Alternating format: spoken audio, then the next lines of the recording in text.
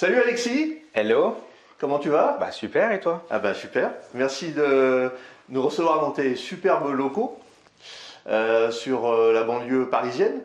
Ouais. Et du coup, je voudrais savoir comment tu t'organises, si tu peux nous présenter un peu tes activités pour nos amis, pour savoir sur quelle activité tu te déploies. Est-ce que, alors tu vas nous parler des travaux, tu vas nous parler de tes réseaux, tu vas nous parler également de la LCD. Un peu d'immobilier, un petit peu plein de choses. Voilà. Et bah Je te laisse la parole. allons-y. Donc du coup, moi je suis Alexis Coquineau de la société AGCO. AGCO, c'est une société de rénovation. On fait des travaux. Principalement intérieurs. On fait tout ce qui se passe à l'intérieur, de la maçonnerie, l'électricité, le carrelage, les cuisines, les salles de bain, le parquet, la peinture, tout ce qui se passe à l'intérieur, on le gère. Donc c'est très très bien. On a un positionnement qui est un petit peu différent de ce que font les autres. On a une échelle plutôt totale. C'est-à-dire qu'on travaille avec nos clients du début jusqu'à la fin et on travaille avec beaucoup d'investisseurs qui font notamment de l'investissement immobilier en LCD ou en U ou en plein d'autres choses. On va en parler après. On les accompagne donc jusqu'à la fin. On a une vision globale et surtout on optimise leurs travaux par rapport à ça. Sur les travaux, on a un fonctionnement qui est du coup un peu différent. On a l'impression que c'est la bonne méthode. Il n'y a pas grand monde, voire personne qui fait ce modèle-là. En fait, on a regroupé chez nous l'étude du cabinet d'architecture, l'entreprise générale de travaux qui fait les travaux et le maître d'œuvre qui pilote un petit peu tout ça. Donc on a les trois services et qui sont gérés en interne dans la société. Ah, vous centralisez tous les corps de métier finalement. Exactement. L'intérêt de ça, c'est que pour un projet, classique de rénovation pour un appartement ou un immeuble ou un local ou ce que tu veux rénover. On n'est pas plus cher qu'une équipe d'artisans classique, parce qu'en fait on centralise tout, mais sur ce prix qui est le même que l'artisan, tu as l'archi qui va te faire toute l'optimisation des intérieurs. Donc nous on est archi d'intérieur, on a des DPLG, alors c'est plus DPLG d'ailleurs ça s'appelle, mais on a des DPLG qui travaillent avec nous. Les DPLG c'est tous les archis qui font les permis, les DP, les AT, les démolitions, les permis de construire et tout. Donc ils sont très forts là-dedans, c'est plus administratif que architectural pour moi. Tout ce qui est structure, c'est des ingénieurs structure qu'on a également dans la structure. Et nous, les personnes qui font les plans, c'est les architectes d'intérieur. Le but de l'architecte d'intérieur, c'est faire de l'optimisation d'espace. C'est comment on fait pour qu'un appartement qui fasse 33 mètres carrés, quand on rentre dedans, on se dise il en fait au moins 45. Comment on fait? Ça, c'est de leur métier. Vous poussez les murs. On pousse les murs, il y a plein de solutions avec les couleurs, les matériaux, les positionnements. On dispatche complètement et du coup, ça crée vraiment de la plus-value et ça a un intérêt quand on fait de l'investissement parce que indirectement, on essaie d'être meilleur que nos concurrents qui vont faire de la location ou de la location courte durée ou de la revente. Donc, il faut qu'on soit mieux et les mètres carrés ne tombent pas du ciel, donc il faut qu'on les conçoive. Donc ça, on a l'archi qui est chez nous qui nous fait tous ces plans-là avec le dossier technique, etc. Tous les travaux sont réalisés donc par des équipes d'artisans. J'insiste vraiment sur artisans, c'est de la sous-traitance que l'on réalise, on n'a pas d'équipe en propre. Pourquoi? Parce que quand on est une équipe en propre, on a des questions aussi de management et surtout de délai. Là, nous, on est capable de répondre très rapidement. On signe un projet là cet après-midi où on doit valider le planning. Enfin, on a signé un projet où on doit valider le planning cet après-midi où on doit commencer lundi. Aujourd'hui, on est mardi. Donc, en moins d'une semaine, on va commencer des travaux qui coûtent à peu près 200-250 000 euros. Donc, c'est des gros travaux et on a la capacité d'aller très, très vite. Le problème de l'artisan, c'est qu'il a toujours beaucoup de problèmes. Le camion peut tomber en panne, sa femme l'a quitté, il y a toujours quelque chose. Ouais. Nous, ça, c'est des soucis qu'on prend pour nos clients.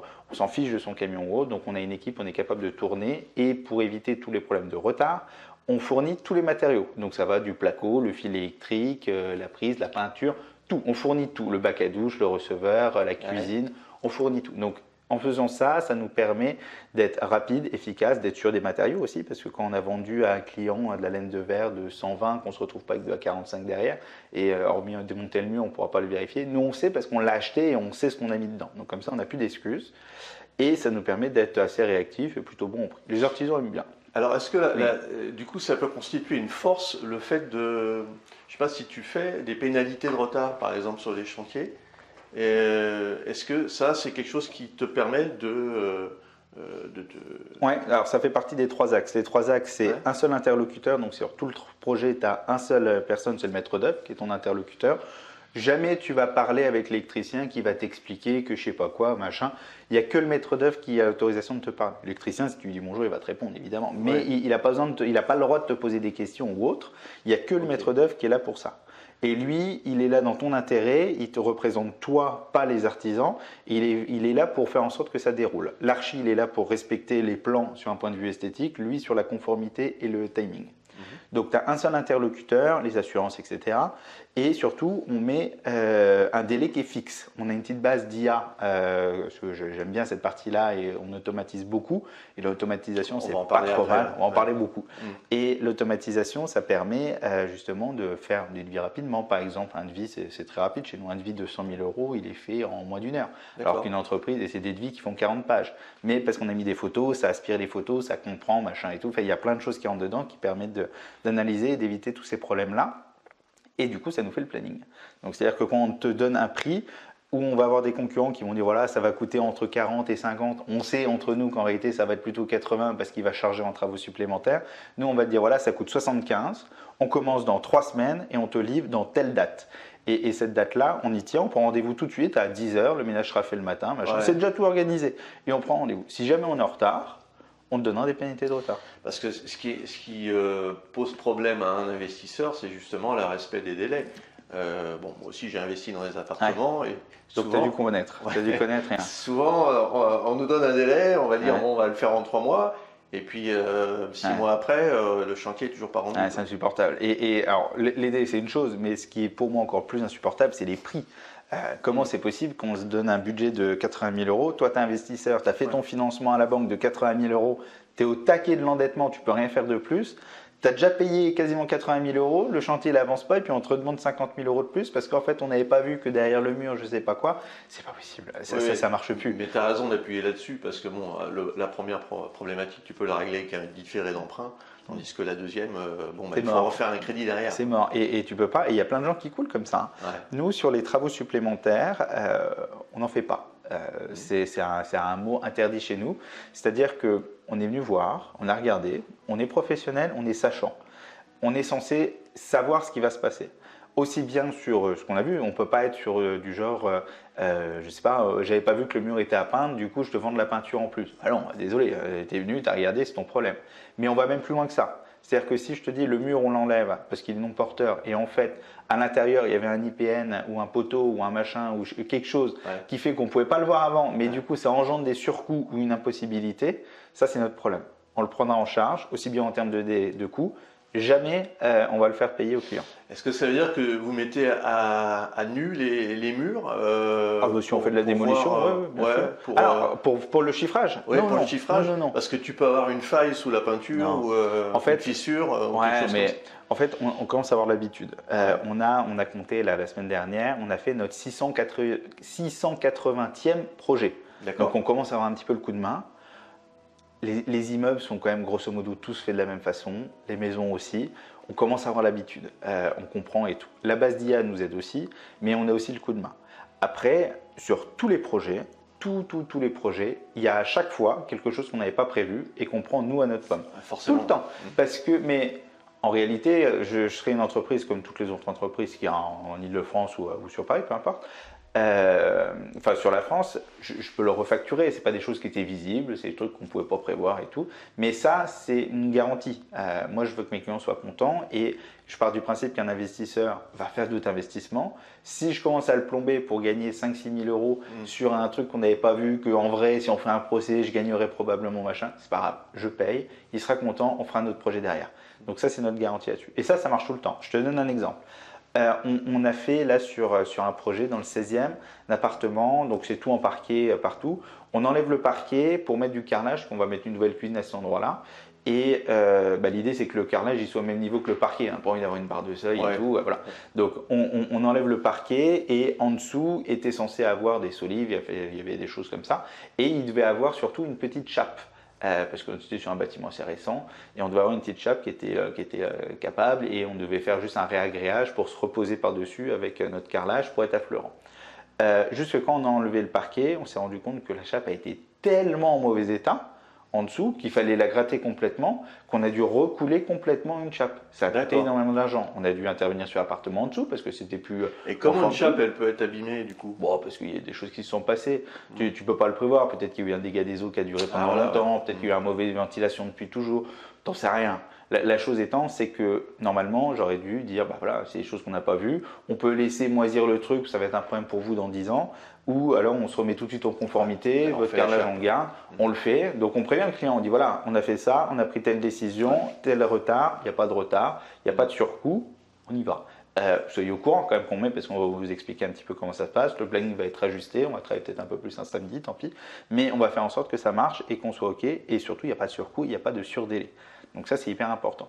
Et pour un investisseur, c'est indispensable parce que vous vous mouillez sur le fait de chercher du financement et tout. Alors les investisseurs sont toujours mal vus parce qu'on a l'impression qu'ils sont tous très très riches et qu'ils peuvent se permettre de perdre de l'argent. Pas toujours. Mais malheureusement, et c'est même très rarement le cas. Ouais, et c'est juste des gens qui entreprennent des choses et on ne peut pas se permettre de payer beaucoup plus ou prendre du retard et tout parce que bah, l'argent n'est pas limité et malheureusement, il faut faire. Donc nous, on garantit toute cette partie-là. Ok. Les questions que tu vas te poser pour gagner du temps en fait sur une réno, en termes d'organisation, en termes de suivi, en termes d'automatisation. Qu'est-ce que toi tu as mis en place justement pour gagner du temps? Parce que finalement, le temps c'est la variable d'ajustement qui va te permettre de faire ton chantier en temps et en heure, de livrer les clients et d'avoir une satisfaction optimale, j'imagine. Et peut-être de la recommandation derrière, parce que les gens qui sont contents, ils vont en parler à droite à gauche. Ah oui, carrément, carrément. En fait, le plus important, c'est la préparation.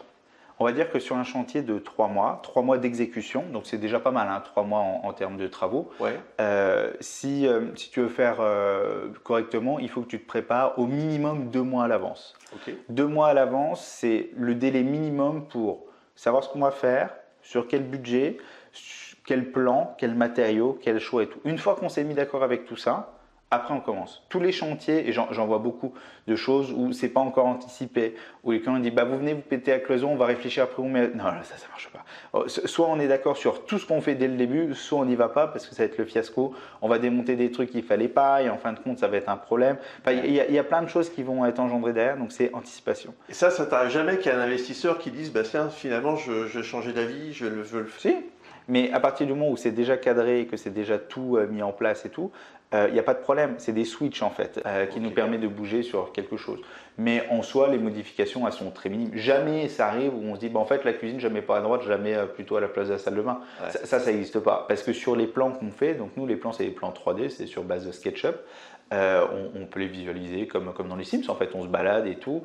On a fait un client dans sa cuisine, il va avoir donc la cuisine, elle est ouverte maintenant dans le salon. Il y a un vidéoprojecteur qui descend et la cloison qui est séparée. Il y a un manche debout où il va y avoir des suspensions. La question c'était est-ce qu'on met vraiment des suspensions parce qu'on va avoir un problème quand on cuisine, si c'est pour regarder des vidéoprojecteurs et avoir les lampes en plein milieu, ça sert à rien, on met autre chose. Donc on l'a mis dessus, nous l'angle de vision, bon, on l'a réglé, pas très grand, donc on l'a mis à 1,57 m, c'était sa hauteur de yeux. On a descendu les suspensions, donc on sait que les suspensions c'est 40 cm, donc on va mettre des suspensions à 35 et du coup on va lui proposer ça, il n'y aura pas de problème pour regarder les vidéoprojecteurs. Mais si tu fais pas ça et que tu vas pas sur ce niveau de détail et de points, tu es sûr qu'il va y avoir des soucis. Et surtout qu'en plus, sur de l'investissement où tu vas faire de la location courte durée, tu n'auras pas de cadeau. Hein. Le moindre petit problème, on va te le faire payer très très cher. Donc il faut que tu anticipes tout. Il faut que tu saches, par exemple, tu vois, je suis dans un appartement, il va y avoir une télé. Est-ce qu'on peut regarder la télé réellement par rapport au soleil? Parce que du coup, avec donc on va te mettre l'immeuble, on va te mettre le voisin à côté et on va te gérer. On va dire voilà, bon, bah, le 15 juin à 16h, tu auras le soleil dans la télé, désolé, tu ne regarderas pas à ce moment-là, mais le reste de l'année, c'est OK. Donc ça, il faut qu'on soit au courant et qu'on soit bien au point avec tout parce que peut-être qu'on peut bouger un petit peu la télé, donc c'est-à-dire que l'électricité est ailleurs. Ouais. Et si tu poses ta télé, tu as fini, et puis en fin de compte, tu te rends compte que tu ne peux pas voir la télé parce qu'il y a trop de soleil qui tape dedans, il faut refaire de la peinture, il faut refaire une saignée, il faut refaire machin et tout. Ouais, tu as repris 3 semaines et puis tu vas pourrir tes murs de l'autre côté, ton parquet, le gars il va venir, il va te tâcher le machin. Tu mets un rideau occultant et tu n'as pas le soleil. Un rideau occultant, mais bon, on aime bien la lumière, on aime bien la lumière quand même. Ouais, je suis d'accord. Donc, voilà, préparation. Et chez nous, donc chez AGCO, on vient sur place, on fait une étude avec un prix. Le prix est fixe dès le début. Bon, le logiciel est capable de donner un prix fixe avec des prestations qui correspondent à, on va dire, 90% des gens. Donc le prix est fixe. Une fois qu'on a validé ce prix-là, on fait le plan. S'il y a des modifications, des choses qui changent, des fois ça arrive, hein, on dit voilà, En ce moment, c'est la mode des toilettes japonais. Tout le monde veut des toilettes japonais. Ah ouais, ouais. Sur les 10 dernières années, j'en ai jamais vendu. Sur 2025, j'en ai vendu au moins une quinzaine. Ouais. Je ne sais pas pourquoi. Moi, je trouve que c'est très très cher, mais si ça plaît aux gens, tant mieux, très très bien. Ouais, il y en a qui le considèrent comme un gadget, mais bon. Il y a des gens qui trouvent que c'est indispensable, mais Voilà. c'est très intimiste. On ne peut pas le mettre sur du collectif, par exemple, sur de la location courte durée ou de la location, ça ne marchera pas. Mais sur de la RP, ça peut être très bien. Et par exemple, sur mon chiffrage, j'ai pas mis un toilette japonais, j'ai mis un toilette JB Rich suspendu, classique, basique. Ça vaut grosso modo entre 600 et 1000 euros à peu près. Et tu me dis maintenant, je veux un toilette japonais, ça vaut 6000. Bon, là évidemment, tu as un avenant. C'est pas un travail supplémentaire, c'est un avenant. C'est toi qui me fais une demande en disant voilà, je voudrais rajouter ça dessus. Ouais. Quelqu'un, il n'y a pas de souci. Ça peut être à la hausse ou à la baisse. Souvent d'ailleurs, quand on fait, par exemple sur le carrelage où tu peux avoir des gros écarts de prix, on met toujours du carrelage assez cher. Et quand on va après au showroom pour le choisir, je dis voilà, celui-là en fait il est 30% moins cher. Donc moi je vous dois de l'argent, donc je vous fais un avenant, il faudra me le signer, je vous dois 4000 euros sur le projet. Donc en carrelage en moins. C'est souvent comme ça. On est souvent sur un devis haussé et après tu as un avenant négatif. Je pense que c'est mieux dans ce sens-là que dans l'autre, parce que pour un client sinon c'est un petit peu traumatisant. Ouais, non, c'est clair. Dis-moi, Alexis, est-ce que, alors, tu peux nous donner les étapes, les unes après les autres, sur une réno qui se passerait super bien, quoi, finalement, de A à Z, entre le moment où le gars fait appel à tes services et le moment où tu vas livrer le chantier. Ouais. Alors, étape 1, déjà, il faut acheter. On ne peut pas faire des rénovations. Alors, je ne sais pas si les gens le savent, sur un appartement, on est en location. Ça ne marche pas. Je sais que sur la location courte durée, il y a plein de gens qui, en étant bloqués sur la capacité d'endettement, font de la location pour faire de la sous-location et se disent voilà, on va faire des travaux. Ça, c'est pas possible. On ne peut pas faire des travaux si toi ou ta société, ça peut être une holding, une SCI, peu importe, mais tant que tu n'es pas propriétaire, tu ne peux pas faire des travaux. Donc, déjà, il faut que tu sois propriétaire. Et surtout que tu aies signé l'acte authentique. Si tu as signé qu'un compromis, on ne peut pas commencer les travaux. Souvent, les gens disent voilà, par anticipation, etc. Ouais. Ça ne marche pas parce que en vrai, ce que les gens se disent peut-être pas, que le notaire veut peut-être pas dire ou quoi, la probabilité que la vente aille pas jusqu'au bout parce qu'il peut se passer plein de choses, elle est quand même importante. Il y a quand même beaucoup de casse. Et le vendeur, il ne veut pas se retrouver avec un appartement qui était, on va dire, moyen, et puis maintenant qui est saccagé parce qu'on a commencé à la démolition, et puis que on n'est plus payé, donc on ne peut pas continuer. Ouais. Donc ça marche pas. Donc il faut avoir signé l'acte authentique. Par contre, tout le sujet de préparation se fait avant l'acte authentique. On commence les travaux. Donc on trouve un appartement, on nous appelle, on va venir sur place, on va regarder. Donc ça, c'est l'étape 1. Ensuite, on se donne rendez-vous dans un des bureaux pour regarder le devis. Ça, c'est sous un délai de, on va dire, une petite semaine. On vient sur place. Les devis, c'est jamais envoyé par mail, c'est jamais envoyé par SMS ou autre. Alors, qu'est-ce qu'il y a dans le devis? Parce que ça me paraît être un délai super court, du coup. Qu'est-ce que vous mettez dedans? Tout. En fait, l'outil, on peut aller plus vite. C'est juste que on est quand même assez sollicité. Mais en fait, un devis, ça fait grosso modo, je sais pas, 40 pages. J'aime bien parler en pages, on se rend compte. Ouais. Mais on l'exporte jamais en PDF. C'est-à-dire que les gens viennent dans des bureaux, on se met autour de la table, il y a une télé, on regarde. Le prix est affiché tout de suite. Souvent, d'ailleurs, tu remarqueras dans les artisans ou autres, quand on t'explique un devis, on t'explique toutes les pages et puis à la fin, voilà, l'édition, ça coûte tant. Nous, ça ne marche pas comme ça. On vient sur la télé, il y a déjà le prix. D'ailleurs, le prix est toujours déconnant parce que je mets plein d'options dedans. Les commerciaux mettent plein d'options dedans. Ouais. On regarde et puis après, on affine. On est comme chez Ikea, on met le truc, on enlève, on regarde, on machin. On fait notre sauce. On enlève le mur, on met. Fait du sur-mesure finalement. C'est de la couture. C'est ça. Et les gens choisissent. Ouais. Les gens choisissent. Donc comme ça permet d'affiner. Et moi, je suis incapable d'envoyer un devis tant que les gens ne sont pas venus parce que ça se trouve, j'ai imaginé un truc qui est complètement lunaire et que les gens veulent complètement autre chose. Ça arrive. Donc il faut voir. Par exemple, là, j'ai mis une cuisine il n'y a pas longtemps où les gens me disent non, mais attendez, nous on veut un truc très très rustique, on est dans un quartier un peu moderne de Paris, ils veulent un truc très rustique, ils me disent voilà, je veux le stéréotype de la campagne avec les vieilles timbres et tout. Bon, pas de souci, on modifie, donc moi sur mon logiciel j'enlève, il vit en inox, on a enlevé, plan de travail en marbre on a enlevé, on a mis du bois plus épais, des vieilles timbres, donc on modifie, ça c'est l'étape 2. On regarde le devis, on discute, on modifie et tout, on valide le devis. Le devis n'est pas définitif parce qu'il va avoir un avenant probablement négatif. Il peut être positif, mais c'est probablement négatif. Donc, on valide le devis. Sous une semaine, on va aller sur place avec l'archi pour prendre les mesures. Parce que le commercial, il a pris les mesures. On va dire qu'il est précis à 10-15 cm près. C'est déjà pas mal. On ne lui demande pas non plus d'être très précis. Mais voilà, donc ça permet de chiffrer. L'archi, il va venir d'intérieur faire tout le relevé. Là, pour le coup, on est précis au millimètre. C'est là que vous pouvez avoir des différences avec le Carrez qui a été vendu. Ouais. Et à ce moment-là, qu'est-ce que vous faites? Soit c'est dans l'avantage du client, tant mieux pour lui, soit c'est au désavantage du client. Et là, il y a une question qui se pose. Soit la différence, elle est très minime, ça ne sert à rien, tu feras rien. Imaginons que, je prends un cas, c'est impossible, mais imaginons que tu achètes un appartement de 80 mètres carrés et moi je le mesure, en fait, il en fait 40. Parce que je ne sais pas pourquoi ils sont plantés et tout. Là, auquel cas, tu vas retourner voir ton notaire en disant, bah, écoutez, il y a une différence. Sur le diagnostic Carrez, il y avait une assurance dessus, et en fait, on va te rembourser le prorata. Tu as acheté au mètre carré, le prix au mètre carré, donc on va te rembourser. Et celui qui va payer, en fait, c'est l'assurance du Carrez. Bon, ça arrive très très rarement. Ouais. Alors, du simple au double, jamais. Mais ça peut arriver quand même qu'il y ait des petites différences. Ouais, il peut y avoir un pouillème. En fait, ce qui joue souvent, c'est que le diagnostic Carrez a été fait, il y a eu des travaux qui ont été faits assez rapidement, et toi, on a enlevé une baignoire, on a mis une douche, tu as gagné un petit peu, le dressing, on l'a enlevé, une cloison. Tu gagnes souvent. C'est souvent à la gagne de l'acheteur que dans l'autre sens d'ailleurs. Mais ça peut arriver quand même.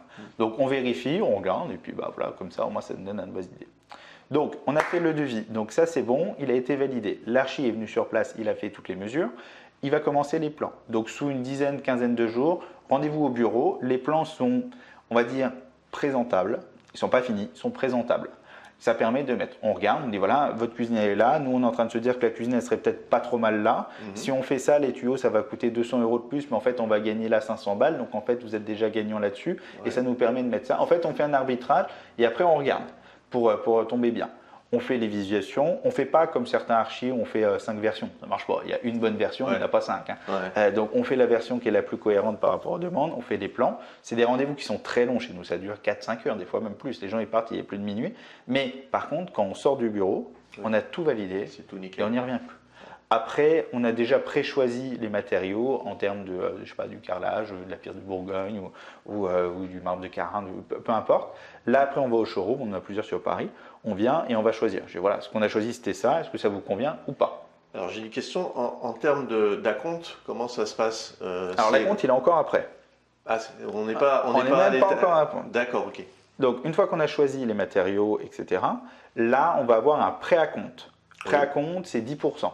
Qui est payable dans le mois, avant les travaux. C'est pour les plans, toutes les parties. Là, pendant ce temps-là… tant que le gars, il n'a pas les clés, finalement, tant qu'il n'a pas eu son financement bancaire, la plupart du temps, ça se passe comme ça. Hein. Bon, ça peut arriver qu'il y ait des gens qui achètent cash un appartement, mais du coup, il y a ce delta. Comment tu le gères? Bah là, les clients avancent un peu à la trésorerie, obligatoirement. Ils sont obligés de s'avancer. Alors, pas des grosses sommes. Si, c'est des grosses sommes. Par exemple, sur un appartement à 300 000, tu vas faire, je sais pas, 50 000 € de travaux dedans. Nous, on va te demander un acompte de 10%, donc ça fait 5 000 €. Donc, sur un projet qui va être à 380, 300, 400 000 avec les frais à droite, à gauche, on va te demander 5% de pré-acompte pour dire, voilà, on est engagé ensemble, on fait quand même quelque chose. Après, ça m'est déjà arrivé. Que tu ne travailles pas pour rien, quoi. Ouais, mais c'est même pas ça. C'est vraiment pour dire, voilà, on est engagé sur quelque chose. Après, ça permet de payer au moins les archis et tout, parce que des fois, les ventes sont longues. Moi, j'ai eu des projets, on a dessiné, on a fait les chiffrages et tout. Et on a commencé les travaux 2 ans plus tard parce qu'en fait c'était une succession.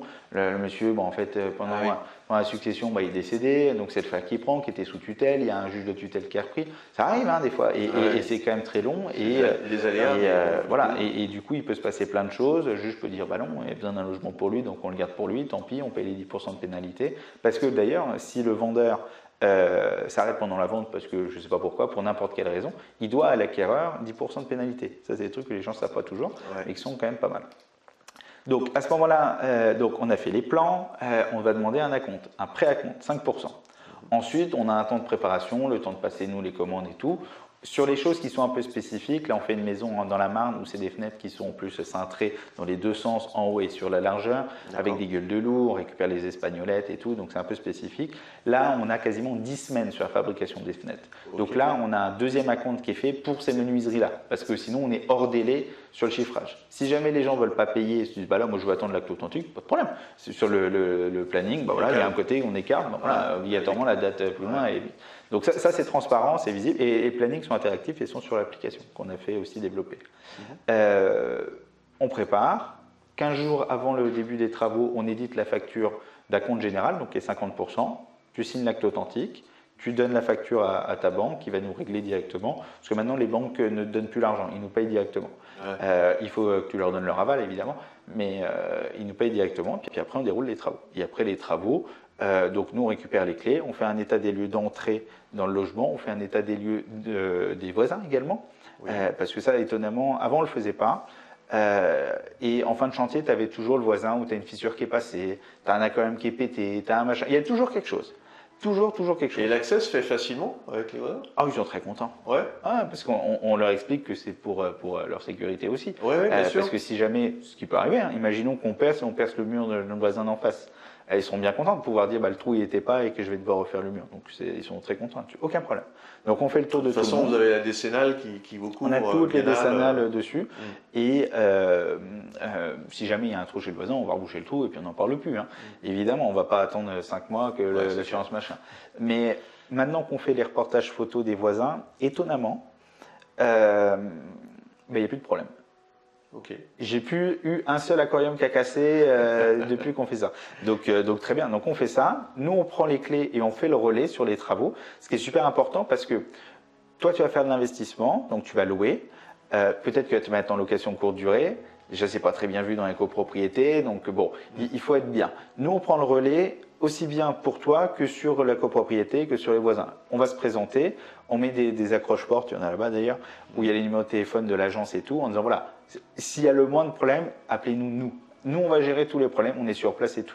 Le propriétaire, le maître d'ouvrage, il n'en sait rien de s'il y a de la poussière, il y a eu du bruit hier soir à 21h. Vous êtes un peu comme un sas finalement. Voilà, on est là pour prendre les coups. Qu'il peut y avoir et on est là pour prendre les coups. Ouais. Et pendant les travaux, c'est toujours mal vu, et j'ai souvent le cas où il dit voilà, la copropriété, vous avez vu, il y a une rayure qui a été faite sur le mur, c'est pas normal et tout. Est-ce que c'est nous, est-ce que c'est pas nous? J'en sais rien, on s'en fout. On prend l'information, nous on prend, il y a une rayure, on va la réparer, c'est pas grave. On a plus vite fait de la réparer que de débattre pendant 4 jours pour savoir si c'était le livreur ou l'autre qui a fait. C'est bon, on y va, on fait. Donc on fait vraiment le tampon pour ça. Et pour le client, il n'existe pas jusqu'à la fin des travaux. Une fois qu'on a fait la fin des travaux, donc il y a un planning, il y a des réunions de chantier qui ne sont pas obligatoires pour le maître d'ouvrage, mais s'il veut venir, très bien. Il y a un reporting photo sur notre application, donc c'est une espèce de Facebook où il y a tout, les comptes rendus qui arrivent, etc. Donc c'est une partie de bonheur en réalité. Et à la fin des travaux, donc la date qui a été fixée au début, une semaine avant, donc on la reconfirme, on se dit voilà, c'est bien tel jour, telle heure, etc. Vous venez, on fait la réception, on fait un reportage photo, on met les photos et c'est parti. Ce qu'on peut faire même en amont, avec les plans. Et le propriétaire, lui, il a une réserve, il ne déclenche pas tout le financement. Il doit y avoir 5-10% à la fin. Oui, c'est ça. En fait, la réception du chantier, quoi. Oui, c'est ça. En gros, il faut voir comme ça. Donc, tu fais un acompte, on avance les travaux. Tu fais une situation, on avance les travaux. On va jusqu'à 95% de financement et après, on va jusqu'à 100% des travaux. On fait la réception et le jour de la réception, c'est un rendez-vous qui est assez important parce que c'est le jour où on ne pourra plus rajouter de réserve. C'est-à-dire que si dans une semaine, il y a une fissure qui arrive sur le mur, fissure c'est peut-être pas le bon terme, mais une trace qui va arriver sur le mur, là pour le coup, c'est plus des réserves, c'est de l'entretien. S'il y a une fissure par contre qui arrive dans le mur, là par contre c'est du SAV, là c'est la décennale qui prend le compte. Mais tout ce qui va arriver après, parce que souvent sur les déménagements c'est le cas, après le déménagement, bon voilà, il y a des choses et tout. C'est pour ça que nous on propose aussi le mobilier, qui peut être assez bien, parce que quand on va installer le mobilier, toutes les traces qui vont être faites sur le mur, parce que même si tu prends le meilleur déménageur de la Terre, en vrai tu auras des traces. Quoi qu'il arrive, il y aura toujours un truc, il y aura toujours un pet et tout. Tout le temps. Donc autant que ça soit nous, comme ça au moins on va réparer les trucs qu'on va abîmer, parce que c'est nous qui les avons fait. Ah oui, donc dans le package, tu as les travaux plus la déco finalement. Ouais, plus que la déco, mobilier, décoration et accompagnement. On peut même mettre, on fait sur la LCD, on met les fourchettes, les trucs. Ah oui, ça va jusqu'à la petite cuillère. On a le listing, on te dit voilà, tu veux être 1, 2 ou 3 étoiles. Bon, je veux être 2 étoiles, d'accord, parce que la taxe d'habitation, elle est plus, pas la taxe d'habitation, la taxe de séjour, elle est plus intéressante comme ça. Ok, 2 étoiles, donc je te mets ça et tout et tout et tout. Voilà, on choisit le mobilier, est-ce que ça te convient? Et tout ce qui est mobilier, électroménager ou autre, nous on te le vend à prix coûtant. On met juste l'installation sur le mobilier, l'électroménager sur une cuisine, l'installation elle est offerte. On te le met à prix coûtant et on t'installe. Et on fait la logistique et tout. Et je peux te dire que la logistique, pour ceux qui l'ont fait quand il y a des grosses commandes, c'est une galère. Parce que tu as plein de choses à commander. Tu es sûr qu'il y a des colis qui sont perdus, machin. Tu vas courir parce que l'autre est parti au bureau de tabac, de je sais pas quoi. Je me souviens quand j'ai démarré mes premiers investissements, ça a été Ikea, Alinea. Enfin, je ne vais pas donner trop de marques, mais du coup, ça a été effectivement. Alors, nous, on est ouvert sur toutes les marques. On n'a pas de préférence, qu'on vend au même prix qu'on l'achète. Et ce qu'on fait, c'est qu'on prend un box avec une personne qui réceptionne, on envoie tout là-bas. Le box, il est accessible 24 heures sur 24, 7 jours sur 7. Il n'y a pas d'histoire de le livreur, il n'a pas trouvé la livraison. C'est pas possible, il y a un gars qui est devant, qui réceptionne. On est sûr d'avoir tout. Parce que c'est le pire, ça, sur un chantier où on termine ou autre. Et toi, on a un appartement, là, on fait, le micro-ondes, il arrive, il ne marche pas, c'est pas de chance. Donc, le temps de le renvoyer, de faire et tout, au final, le chantier, il est livré, c'est fini, mais on n'a pas de micro-ondes. C'est quand même galère. Donc, on était obligé de racheter un micro-ondes plus cher, tant pis, qui était en stock et tout pour mettre. Donc, ça, c'est vraiment un fléau. La logistique, c'est le pire. C'est ce qu'on sous-estime, mais c'est le pire. Donc, il faut vraiment l'anticiper et vraiment le prendre en compte. Ok. Bon, on parlait tout à l'heure de la conciergerie, de la location courte durée. Oui. Quels sont les points de vigilance? Parce que toi, tu en as fait de la conciergerie à un moment donné. Tu as récupéré des appartements. Tu avais 77 appartements, je crois. Oui, c'est ça, en gestion. Alors, ça ne m'appartenait pas personnellement, ça appartenait à des clients, évidemment. Et nous, on les gérait, on les exploitait comme sur une conciergerie classique. Donc, j'ai une petite expérience, on va dire, parce que je sais maintenant quoi ce qu'il faut faire, quels sont les points de vigilance à faire et pas faire. Déjà, la première chose, tous les appartements ne sont pas adaptés pour la location courte durée. Je suis allé visiter là, un immeuble vendredi dernier à mi-chemin entre Paris et Rouen, où dedans il y a, je sais plus si c'est 9 ou 12, enfin peu importe, on s'en fiche, ça n'a aucune importance, appartements qui sont dedans, qui sont loués, les locataires payent et tout, et le but du jeu c'est de les virer, et puis après on met un petit peu de meubles, un petit peu de déco et tout. Ça ne fonctionnera pas, les appartements sont trop petits, les accès sont pas bons, on comprend pas, ça fait, c'est pas bon, c'est pas le bon fonctionnement. Tu as l'impression d'être dans un hôtel de passe, c'est pas qualité comme sur un hôtel. On doit être quand même en concurrence avec un hôtel. C'est le top d'immeuble, c'est très bien pour faire de la location classique, très bien. Les locataires qui seront dedans seront rarement de la très haute qualité parce que c'est pas très cher et c'est pas très fou. Mais d'un côté, c'est la CAF qui paye, ils ont les loyers qui tombent, très bien. Si c'est le projet, très bien. Pour moi, chaque bien immobilier, il a son exploitation type. Il ne faut pas essayer de le modifier. Donc déjà, il faut trouver des appartements qui soient bien compatibles, donc qui ne soient pas trop mal placés. En principe, si on veut faire de la location courte durée, donc on va être en concurrence avec des hôtels. Soit tu t'amuses à faire une étude de marché poussée qui va te coûter plusieurs milliers d'euros, ou soit tu réfléchis pas, tu vas sur Map, tu regardes là où il y a les hôtels, tu te mets en plein milieu, c'est là où ça joue. Oui, a priori, ils ont déjà fait l'étude. Voilà, et eux, ils ont payé, ils ont sûrement les moyens plus élevés que nous. Donc très bien, on se met là, très bien. C'est toujours le cas, et d'ailleurs, ceux qui commencent et qui ne sont pas obligatoirement très expérimentés, ils se disent, je vais aller là où il n'y a personne, parce qu'il n'y a pas de concurrence, moi, je n'ai pas de concurrence. Si tu vas à un restaurant, mets-toi sur la place où il y a tous les restaurants. C'est très bien. Si tu te mets à un restaurant où il n'y a personne, tu n'auras personne. Hormis si tu es Philippe Etchebest ou je ne sais pas quoi, mais sinon ça ne marche pas. Mets-toi là où il y a du business. Cherche pas compliqué. Fais simple. Faire ça. On prône la théorie de l'océan bleu que tu connais, j'imagine. Du coup, effectivement, il ne faut pas forcément faire quelque chose de différent, mais être dans la zone qu'il faut faire. Il faut faire simple et tu essaies de te démarquer sur les points que les autres n'ont pas. Donc, après, on va parler de ça après sur les accès et tout, mais déjà dans ton appartement, il faut que ça soit propre, évidemment. Il faut que tu essaies de te mettre aux normes ERP. ERP, donc c'est établissement recevant du public. Tu n'es pas obligé, mais les hôtels le font, les hôtels se mettent même aux normes PMR sur les chambres, donc si tu peux te mettre aux normes PMR, c'est personne mobilité réduite. C'est hyper important. Alors, quand on dit personne mobilité réduite, on pense fauteuil roulant, mais ce n'est pas le cas. Alors, les fauteuils roulants font partie des PMR, évidemment, mais une femme enceinte, par exemple… On va agrandir les portes. Oui, c'est ça, les portes sont un peu plus grandes, les interrupteurs sont un petit peu plus bas, dans la salle de bain, c'est un peu différent, il faut une belle douche et tout. Ce n'est pas très compliqué à se mettre. Moi, je trouve que c'est même plus agréable, les prises un peu plus bas et tout.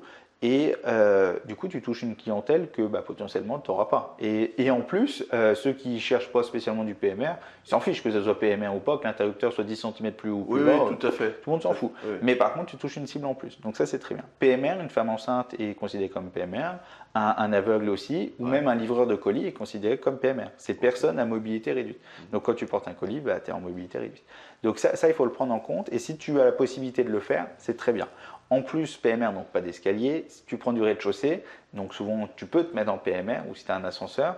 Et en plus, quand tu es en rez-de-chaussée, c'est souvent moins cher. Donc quand tu fais de l'investissement, c'est très très bien. L'intérêt du rez-de-chaussée, c'est que tu ne vas pas déranger, entre guillemets, les voisins du dessus avec les allées et venues, avec les valises. En plus. Donc ça peut être pas mal. Rez-de-chaussée, ça peut être un point, on peut le noter sur la petite checklist. Ça peut être pas mal. Tu achètes moins cher et tu loueras pas moins cher parce que de toute façon, quand tu loues, tout le monde s'en fout de savoir si tu es au premier, deuxième ou sixième étage. Donc ça peut être un des points. Ensuite, il te faut de l'espace. Tous les appartements qui font moins de 15 mètres carrés, ça va être compliqué. Ça va marcher, tout fonctionne, c'est pas un problème, mais ça va être compliqué. Il faut prendre de l'espace, il faut que ça soit le plus ouvert possible. Même dans le centre de Paris Ouais, il faut un peu d'espace. Ouais. Il faut un peu d'espace. Enfin bon, à Paris, il y a les phénomènes de compensation, c'est un peu compliqué de faire de la location courte durée. Alors ça c'est des grands débats, mais on part du principe qu'il n'y a pas ces problèmes-là. Mais tu dois expliquer techniquement, donc ça c'est pas, c'est des points qui sont importants. Il y a un peu d'espace. Ensuite, il faut vraiment réfléchir comme un hôtel. C'est-à-dire que dans une cuisine d'appartement, tu mets un studio avec un petit frigo, une petite plaque, une hotte et tout. Voilà. Dans une location courte durée, tu vas privilégier le meuble petit déjeuner. Ça, c'est quelque chose qu'on met tout le temps. C'est un meuble qui est un peu plus bas, où tu vas avoir des prises, où tu vas avoir à disposition, pas de façon serrée, cafetière, théière, bouilloire et grille-pain. Indispensable. Et tu mettras un petit endroit pour le livret d'accueil. Ça, c'est indispensable. Que tu n'auras pas dans une cuisine classique parce que tu ne vas pas perdre la place pour ça. La plaque de cuisson et la hotte, bon, c'est pas mal. Je te donne une petite anecdote. Il y a peut-être 7-8 ans, quelque chose comme ça, on refait un appartement. On le rénove complet, on fait la réception, machin, très très bien. Et on a mis une plaque de cuisson. C'est la première fois que je faisais ça. C'est des plaques de cuisson qui sont en petite profondeur, mais très larges. C'est hyper cher. Ça vaut, je sais pas, peut-être entre 1005 et en dessous de 1005, tu n'auras pas. Et c'est très quali, mais ça te permet des fois dans des endroits et c'est un petit peu plus sympa parce que c'est plus quali, puis tes plaques. Enfin bref, c'est très bien. On installe le truc, on fait la réception, on essaie tout, tout va bien, on fait une rénovation complète. Travaux lourds là-dedans. Et un mois plus tard, le maître d'ouvrage m'appelle et me dit voilà, on est embêté, la plaque de cuisson ne fonctionne plus. D'accord. Bon, on va voir, ne marchait pas évidemment. On regarde, en fait, on ne l'avait pas branchée. Non. On avait oublié de la brancher. Alors, deux erreurs. Première, on n'avait déjà même pas vérifié qu'elle fonctionnait, donc mauvais point pour nous. Et point quand même étonnant, c'est-à-dire qu'en un mois d'exploitation, en un mois de location, il n'y a personne qui a cuisiné dans l'appartement. Impressionnant. Donc, tous ceux qui veulent faire des grandes cuisines pour faire de la location courte durée et tout, c'est inutile. Privilégier le reste. En fait, ce qui va être important, c'est…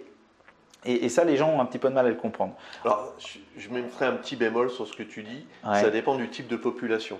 Moi, dans mes appartements, j'ai souvent des gens qui viennent de Chine, d'Asie et qui cuisinent énormément, par contre. Ouais. Alors, en plus, dans ces choses-là, on a fait des appartements où c'était loué à la communauté chinoise et il faut mettre des hottes parce que c'est pas le même type de cuisson que chez nous. Il y a plein de choses en plus qu'il faut voir avec les touristes, par exemple. Donc, la cuisine, les hottes, hyper important. Les toilettes, par exemple aussi, les lunettes de WC. Je crois que c'est, je ne sais plus quelle communauté, mais en fait, c'est des choses qui sont vite cassées parce qu'on n'utilise pas les toilettes partout et c'est des choses qu'il faut mettre, il faut que ça soit beaucoup plus costaud. On s'égare, mais voilà. Donc, de l'espace, la cuisine, pourquoi pas. Moi, je pense qu'il faut faire quelque chose de plutôt fonctionnel, petit et pas énorme, et plutôt privilégier sur l'espace, la visibilité. En fait, sur la location courte durée, ce qui est important, c'est amener un locataire chez toi. Une fois qu'il a payé, bon ça c'est l'expérience, il n'y a pas de problème, c'est un autre sujet. Il faut l'emmener. Après il faut des bons avis aussi. Il faut des bons avis. Mais ce qui va faire le plus de location, c'est ta photo. C'est la photo de départ. Il faut que tu te démarques de tout le monde parce qu'il y a beaucoup de concurrence. Et pour te démarquer, il faut que ce soit un appartement propre, qui soit joli. Pourquoi pas un peu atypique parce que du coup ça change aussi des choses, tu peux mettre des activités. Alors c'est l'effet waouh. Hein. C'est l'effet waouh, c'est ça qui est le plus important. Le photographe il est indispensable et il faut que du coup tu aies des choses qui changent un petit peu des autres. Donc il faut de l'espace, il faut montrer, il faut que ça soit joli, bien présenté, etc. Donc cuisine jolie, optimisée sur le côté, le plus grand lit possible. 160 c'est le minimum, il n'y a pas besoin de mettre non plus des tailles immenses, mais 160 minimum. King size. Quoi. Voilà. On dit 140 c'est pour les amoureux, mais nous on fait… Oui, c'est 160 et 180 c'est king size. J'ai jamais su ça. Si c'est ça. Ah d'accord. Bon, en tout cas 160 donc king minimum. Tout ce qui est dressing, rangement ou autre, ouvert. Pas besoin de mettre des grands dressings et tout, ou du moins ouvert, pas de porte. Si tu mets des portes, tu vas rentrer dans le cercle vicieux de j'ai oublié mes affaires, il faut les renvoyer à la poste. Ça, tu es sûr. Et en plus, un dressing fermé, ça te ferme les pièces. Si tu as un dressing ouvert, tu as l'impression que tu l'as pas comme ça, là, ou tu as l'impression que, en fin de compte, c'est ouvert. Donc, le plus de choses ouvertes, des patères sur un mur, ça remplace un dressing. Très très bien, sur la location courte durée. Que si tu mettais en location classique, ça ne marcherait pas. Il te faut un vrai dressing. C'est pour ça que les optimisations ne sont pas les mêmes. Donc, il faut bien le prendre en compte. Donc voilà, après de la décoration, on arrête les murs blancs, on fait un peu de couleur, on fait un peu de teinte et tout. Et ça, pour savoir quelle couleur mettre sur les murs et tout, alors il y a des petits secrets sur le positionnement et tout, mais surtout, tu as besoin de pouvoir voir avant de faire, parce que si tu peins ton mur en rouge et après tu te rends compte que c'était moche, il faut le repeindre, c'est chiant. Sur l'ordinateur, c'est un clic. On essaie, on te met dedans, Ouais, on t'allonge sur le lit. là-dessus. C'est ça. Nous, notre logiciel le fait. Et en fait, on va se mettre au positionnement de là où le photographe va faire sa photo et on va regarder. Et on va lire, toi, le lit, on va le mettre un peu en biais, c'est bizarre, il n'est pas centré, mais en fait, sur la photo, ça va rendre vachement mieux. Donc le lit sera là, tant pis. Parce que c'est ça qui est le plus important. Une fois que les gens sont dedans, après, c'est l'expérience. Donc ça, les avis, c'est un autre sujet. Mais le plus important, c'est déjà ramener le business à toi. Donc il faut vraiment te démarquer et faire des choses. Il y a plein de techniques, et notamment les love rooms, on va peut-être en parler après. Oui. Mais toi, dans les idées qui me viennent à l'esprit, pardon, toi, on a fait des murs d'escalade dans les appartements où on était en duplex. Ah ouais. Très bien. Au lieu de mettre du placo, tu mets un OSB, c'est costaud, on met les fixations et tout. Très bien. Ouais. Probablement que personne n'a jamais utilisé. Mais ça là, on fait est la sur diff. de l'atypique. Hein, ouais. On est de l'atypique. On a fait des toboggans dans les appartements, on a fait des barres de pole dance, on a fait plein de choses. Il faut que ça se démarque. Les balnéos aussi, c'est des trucs très très bien. Les grandes télés, après les vues, les tableaux, les trucs design et tout. Il faut que ça change. Alors justement, je vais rebondir dessus. Donc tu parlais des love rooms. Ouais. Les questions qu'on se pose quand on veut faire de l'atypique et quand on veut faire effectivement des logements qui puissent se vendre plus facilement, parce qu'évidemment tu vas augmenter le ticket d'entrée, c'est aussi de se dire au niveau entretien comment ça va se passer. Parce que bon, les love rooms, a priori, les gens ne vont pas faire que de se regarder en chien de faïence. Je veux dire, il y a un entretien qui va parfois être un peu compliqué. Ouais. Qu'est-ce que toi, tu préconises? Qu'est-ce que tu avais mis en place quand tu avais essayé? C'est les matériaux, en fait, c'est toujours pareil. Il faut savoir ce qu'on fait dès le début. C'est la première question à se poser. Si tu fais la résidence principale, tu vas te mettre un joli parquet massif et tout, très joli. Très joli, mais très fragile. Mais c'est chez toi, tu sais que tu vas faire attention. Oui, si tu vas faire de la location classique, que tu dois chercher de la rentabilité, tu fais du moins cher. Tu vas mettre un parquet flottant, classique, le moins cher possible. Très bien. Par contre, si quelqu'un met de l'eau dessus et puis il se barre en disant la femme de ménage vient dans 2 jours, je m'en fous, ton parquet il est flingué. Donc sur la location touristique, tu vas mettre du parquet lame vinyle. C'est des produits qui sont très résistants. À la base, c'est utilisé pour la grande distribution. Dans les magasins où tu vois la champineuse là, qui passe et tout. Donc si ça passe, tout passe. Donc tu dois mettre ces matériaux-là.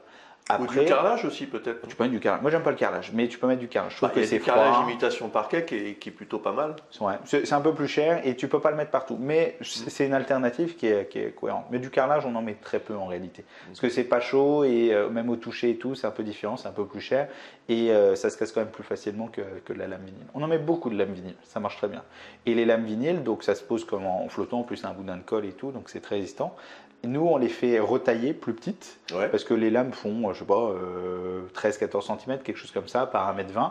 Nous, on les fait retailler comme sur du bâton rompu. Donc, c'est 45 mm de large par, je crois, c'est 70. Comme ça, on le pose et puis en fait, ça fait en chevron. Donc, c'est beaucoup plus joli, ça va être plus calé. Donc, ça, il faut que tu mettes ça en place. Après, il faut que tu accentues, donc c'est-à-dire tout ce qui est VMC, ventilation, c'est des choses qu'on minimise beaucoup, mais la VMC, c'est indispensable, surtout sur des love rooms où tu vas avoir souvent des balnéos, où on va faire beaucoup de douches, où il va faire chaud, machin, et humide, il faut de la ventilation, ça ventile, ça ventile. Alors quel type de ventilation tu préconises? Qu'est-ce qui est le mieux? Est-ce que c'est de la ventilation simple, double flux, c'est ça? Ouais, c'est ça, en simple ou double flux? Alors, le double flux… C'est beaucoup plus cher, j'imagine? Oui, beaucoup plus cher, mais c'est surtout que ce n'est pas installable partout. La VMC, grosso modo, tu prends de l'air, tu le balances dehors. Tu le traites un petit peu, mais grosso modo, c'est à peu près ça. La double flux, c'est tu prends l'air, tu le traites, et l'air chaud, tu vas le renvoyer dans les autres pièces. Donc en termes d'économie d'énergie, incroyable, très bien. C'est un circuit fermé finalement, voilà. mais… Pas que, mais quasiment. Ouais. Et par contre, le problème de ça, c'est que il faut des conduits partout, quoi. Donc soit tu dis dans ton appartement, tu avais 3 mètres sous plafond et tu acceptes de passer à 2,50 m et tu vas pouvoir faire passer tes conduits partout, très très bien. Et encore, c'est peut-être un peu dommage. Ou soit tu ne peux pas l'installer. Donc VMC simple, c'est très bien. Et sur certains endroits, par exemple, tu fais un fumoir, on a fait souvent dans les appartements des fumoirs et tout, là tu mets des extractions extérieures. Donc c'est une ventilation, j'en ai je sais plus où en fait, soit ça s'allume avec un interrupteur, soit à un certain taux d'humidité ça se déclenche, ou soit c'est un bouton tout simplement, donc tu appuies. Dans les fumoirs, on fait souvent ça, tu mets 5 extracteurs, Et c'est rigolo parce que tu l'allumes pas, tu vois la fumée, tu mets une petite verrière devant, tu allumes et tu vois toute la fumée, hop, ça part dehors. Donc c'est très très bien. Donc ça, il faut bien le penser et c'est toujours au cas par cas. Tu peux pas le forfaitiser de façon générale. Mais ça, nous, sur le chiffrage, on est capable de l'anticiper sans aucun souci. En fait, il faut réagir par rapport aux besoins que pourrait avoir ton voyageur, quoi, finalement. Et c'est l'expérience que tu vas vendre. Aux besoins et aux problèmes qui vont te générer. Oui. Nous, on est là pour solutionner tous les futurs problèmes. On doit les anticiper. Donc, tu as plein de choses possibles, inimaginables. Toi, les colonnes de douche sur de la LCD. Donc, maintenant, les mitigeurs. Donc, tu as un côté, tu gères la pression et l'autre côté, tu gères la température. Ça, pendant un temps, c'est ce qu'on installe partout. J'ai souvent, ça se trouve, c'est le cas aussi, les Russes. Alors, c'est peut-être plus la meilleure période, mais les Russes, quand ils venaient, souvent, ils nous appelaient parce qu'ils n'arrivaient pas à mettre l'eau. Ça marchait pas, ils ne comprenaient pas. C'était parce qu'ils n'ont pas ça chez eux, je présume, j'en sais rien. Ça marchait pas parce que souvent tu mets et puis l'eau elle arrive dans 3 secondes. Et du coup ça marche pas. De l'autre côté, l'eau est froide. chaude. Tu dis quoi ce bordel. Et ça souvent c'était. J'ai déjà eu ça aussi. Donc maintenant on met des mitigeurs. C'est un peu plus embêtant. Il y a plein de gens qui le font, mais Hans Grohe, ils le font, ils sont très très bien. Donc ça, c'est des choses à prendre en compte. Donc c'est des choses où tu n'anticipes pas tant que tu ne l'as pas fait. Et nous, on s'est fait plus souvent avoir que pas avoir. Et on connaît tous ces problèmes-là. Alors on n'est pas, on connaît pas tout évidemment, mais il y a plein de choses qu'on prend en compte. Et après, tout ce qui est mobilier, par exemple sur la literie, donc c'est des choses, on vend du sommeil quand même, donc il faut des choses quand même de qualité. D'ailleurs, sur un lit de 160, souvent les gens prennent un sommier de 160. Alors, nous, on ne fait pas ça. On prend 2 sommiers de 80 qu'on rallonge. Parce qu'en fait, le fait de faire ça, tu as tes sommiers où ça fait 2 bords comme ça, donc tu dors mieux sur les côtés, tu as l'impression que ton lit est plus grand. Si tu prends un grand lit, le milieu il y a un trou, et en fait, vous dormez collé, donc le lit paraît plus petit. Donc le fait de mettre 2 sommiers, c'est toujours mieux. Et en plus, on pense aux déménageurs, c'est souvent plus pratique parce que 160 dans les appartements parisiens, des fois ça passe pas. S'il y a un escalier un peu compliqué, ça passe pas. S'il y a un duplex. Donc voilà, mais 2 lits de 80, très très bien. Avec un seul matelas, bien sûr. Ou des fois, on met même 2 matelas et un seul sur matelas. Comme ça, on fait bien les séparations. Très très bien. Ok, bon, eh ben super. Alors. Maintenant, on va réfléchir à quels sont les meilleurs conseils que tu pourrais donner à un investisseur qui veut obtenir de la renta, c'est-à-dire la renta qui veut être à 10% de renta brute, on va dire, sachant que ça génère, bon, après il y a le net de net et le net après impôt, et que ça génère du cash flow, parce que l'intérêt effectivement d'un investissement, c'est que ça génère du cash flow. Et alors, c'est des choses qui sont difficilement faciles à obtenir sur la région parisienne. Du coup, qu'est-ce que toi, tu préconises pour un investisseur qui voudrait se lancer? Allez, on va dire que c'est son premier investissement et il veut de la renta. Qu'est-ce qu'il vaut mieux mettre en place? Alors, déjà, il faut partir de Paris. Premier point, désolé pour tout le monde qui veut rester sur l'Île-de-France. Plus on part loin, en fait, c'est la rentabilité, plus on va dans des petites villes, plus la rentabilité est haute. Ça, c'est mathématique. Par contre, il n'y a pas que la rentabilité qui rentre en compte, il y a aussi le taux d'occupation. C'est-à-dire qu'à Paris, la rentabilité est faible, la rentabilité est très faible, pardon. Par contre, le taux d'occupation est énorme. Il n'y a jamais un studio qui n'est pas louable. Même s'il n'y a pas d'eau, d'électricité ou quoi, tu n'auras pas le droit de le louer, mais tu auras 25 personnes qui sont prêtes à te donner un rein pour le prendre. Ça, il n'y a pas de problème. Plus tu vas en campagne, plus la rentabilité est haute et c'est très bien. Par contre, ton locataire part pendant 2 ans, tu n'as personne. Parce qu'il n'y a personne qui va aller à beaucoup de vacances locatives. Donc, il faut trouver le juste milieu. Et ça, du coup, il faut étudier un petit peu les villes. Donc, des villes qui sont autour de Paris, il y en a pas mal. On va dire dans un rayon de 2 heures de route en voiture. Il faut des villes moyennes. Alors, je parle souvent de Troyes en ce moment parce que je fais beaucoup de choses là-bas. Mais Troyes, c'est très bien. Nantes, c'est pas mal. Le Havre, Rouen, c'est des villes de second Amiens, plan. par exemple. Amiens, très très bien. C'est ça. Des villes où il y a un petit peu de demande.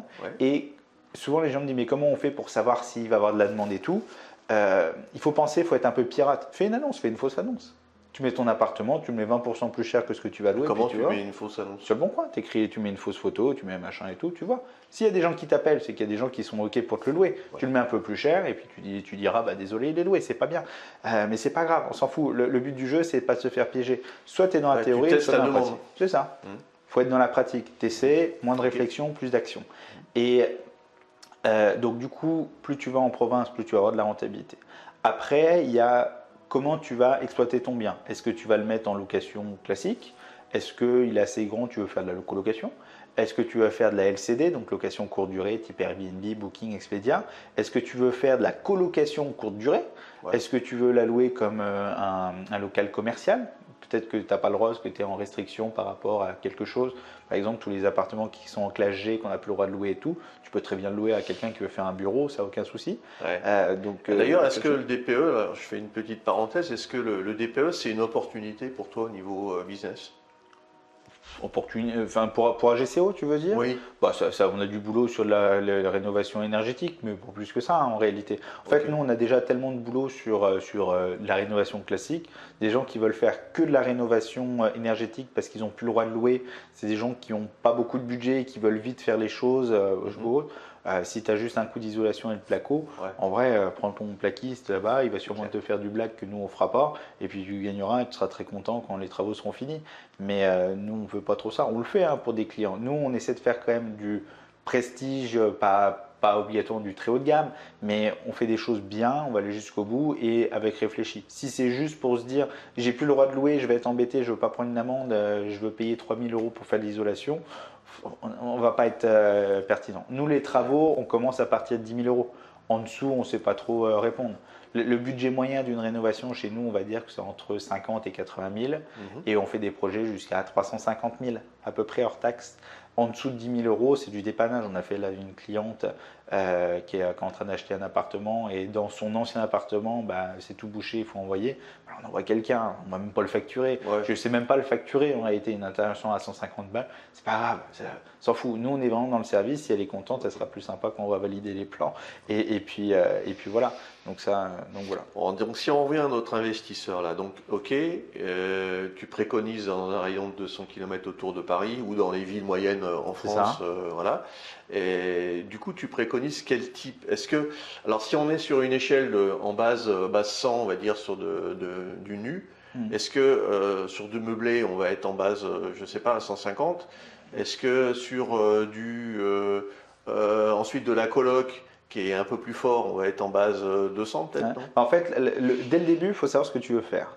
Parce que, comme je disais tout à l'heure, les biens ne sont pas tous pareils. Donc, soit tu te dis, tiens, j'ai envie de faire du touristique, parce que tourisme, parce que je ne sais pas pourquoi, c'est ma nouvelle vocation. Ok, très bien. Donc, on va chercher des villes où il y a du touriste. Par exemple, je sais pas, Rouen, très bien, il y a sûrement des gens qui viennent. Ouais. Du coup, tu vas chercher des biens qui sont là-dedans. Si tu dis, je cherche de la rentabilité, je ne veux pas faire du touristique et je veux juste faire de la location classique et je veux faire un peu de meublé parce que comme ça, moi, je trouve ça rigolo de mettre des meubles, c'est plus sympa. Ouais. Ou alors, je veux faire du nu, je ne veux pas m'embêter ou autre. Tu ne vas pas chercher pareil. Mhm. Donc, si tu veux chercher juste de la location classique, tu vas prendre dans une ville où tu vas avoir peut-être de l'étudiant. Ça, tu vas prendre 2 petites surfaces Ouais. vis-à-vis un autre. Si tu dis, je vais essayer de me lancer dans la colocation parce que j'ai vu une vidéo sur YouTube et ça me chauffe bien, pas de problème.